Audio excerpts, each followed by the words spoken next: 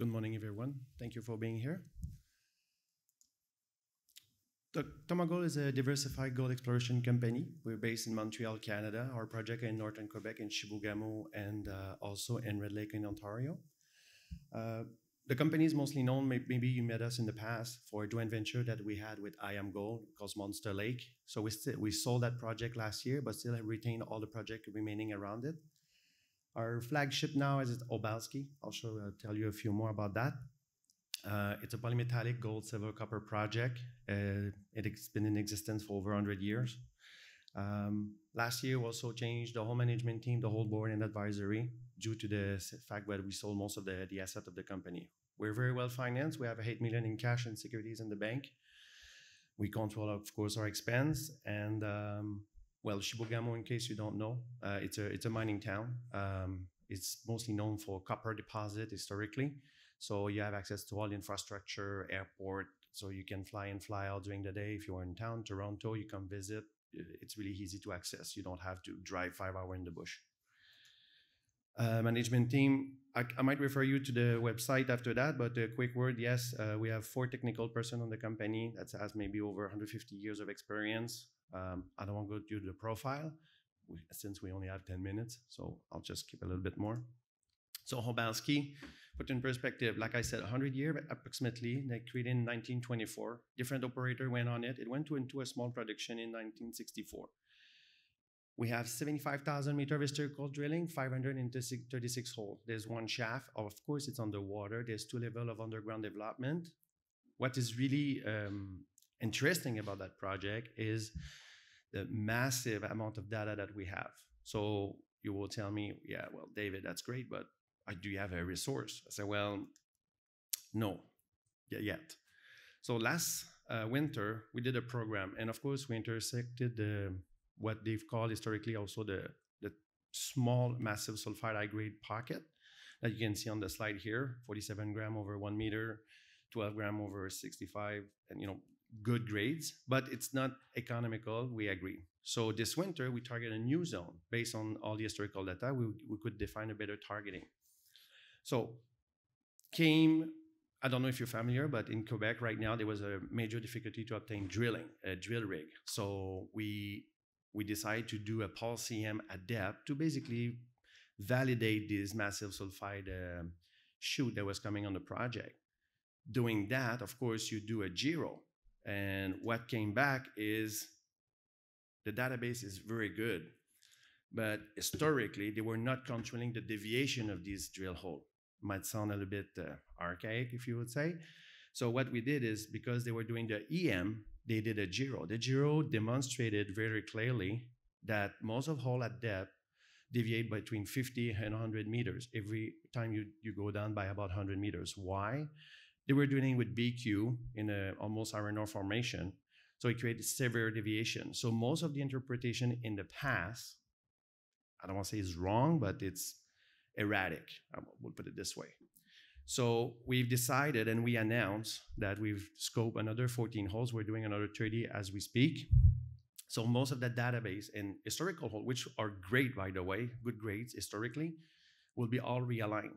A part of the strategy of the company, and we did in the past and we succeeded and we saw that project, is we like to focus on this massive amount of previous operator, or they maybe missed something. So Obalski, with this major deviation hole, you can realign it. We can realign. As I was saying, look, on the left side, there's a severe amount of information, but you could not build a resource out of it. So when we drilled last summer, we've came back with, hold on, I'll show you again.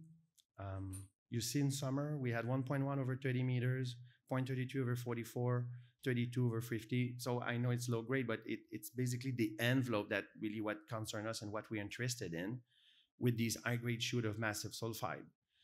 So now that since we're now able to realign all of these sections, we will be able to build tonnage quite rapidly. We can use all the historical data that we have. And basically every good hole is good, but every bad hole is also good.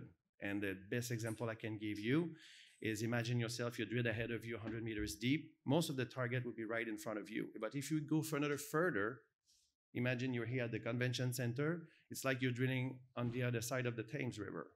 but you think you will straight, but you will be maybe 50 meters on the other side. So we're really excited about this because it's basically all information that exists that basically replicating that information will probably cost us over 20 million in drilling, but we have it all for free. So we will basically twin hole this section, we'll redo them, and we will be able to advance the project quite fast afterwards. So that's for Obalski.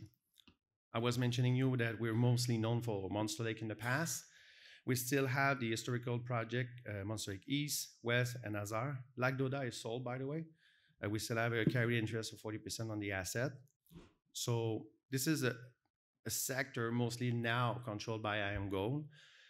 We were the first project that we did a deal transaction with on the Monster Lake deposit, 1.1 million ton at 12 grams, but they also control Nilligan, and they also have an option. Well, it's on the map, it's okay, it's an exploration, it's called Anik. And there's another player there with New Gold. So basically, the land, most of the land is landlocked by Iamgold and Northern Superior. There's one deposit that will make this area specifically increase in value. It's called Philibert. It's not controlled by us, but that's what will basically push the value up of all this land package. Azar, which is the yellow spot right there, is an early stage project, but it's known. It's been repatriated and described as really the full extension of Philibert, which is a deposit of about 1 million ton just next to it. I won't go over this, but it's been drilled and confirmed. The last drilling that was done on the project in 16 returned 1.5 grams. So we just, in Monster Lake, the strategy of the company is very simple. We want to hold the package. We want to control the ground. Since the area of Monster Lake include about, well, probably in a horizon of 2-3 years, a massive development of infrastructure that will come in, because Nilligan is at over 3 million ounces on our way to 4 to 5. So we just want to hold the ground and keep, developing it, but on a different pace, more slow. We will focus on Obalski. Monster Lake East, I don't need to go over it. We have 10 minutes, too fast. It's a really green project, really early stage. We're doing step-by-step prospection, geophysics. It's interesting. What we like about Monster Lake East is, of course, it's located east of the main project with Iamgold. It has 2 faults, regional fault that cross the project, so we like that fact. But I cannot tell you we drilled it. We just did stratigraphy hole to confirm certain structure, but it's something in the future we'll pursue at a slow pace, yes. We have also a project in Red Lake. It's a JV, so with Evolution Mining in Australia and New Gold in Canada. We have a minority interest of 24.5. It's in Red Lake. Red Lake is a really famous sector in Ontario. It had returns from high grade. It's still on exploration level. It's basically landlocked, like everything in, I'm colorblind, but I call it always blue, around it, blue. It's controlled still by Evolution. It's 6 kilometers north of the Pure Gold Madsen mine. It's a project that we own in our portfolio. It has good book value. Of course, it's driven by the majors, so we are, how can I call it, in the backseat. I think it's the right expression. So it had returned, thanks, good value in the past, really good value. It's just that we are, we don't control the pace of advancement. So we propose work, we see how it goes, but Baird is really well located. So we like to position ourselves in really good sector. Next step, we are completing right now a gyroscopic survey, like I mentioned, to be able to correct and create a realignment of all the previous historical section. We will complete our phase 2 of drilling. We have about 6,000-7,000 meters of drilling to complete before the end of the year, which we'll start tackle next week or a week after. We'll continue our assessment on the project. We still have 1 batch of grade to come back from last summer. Yep, we have 1 batch, and we'll have all the results from the gyro. So we'll have some decent news flow in the next future. Our capital structure is 157 million shares, 55% is institution, including 20% by Iamgold. Thank you very much.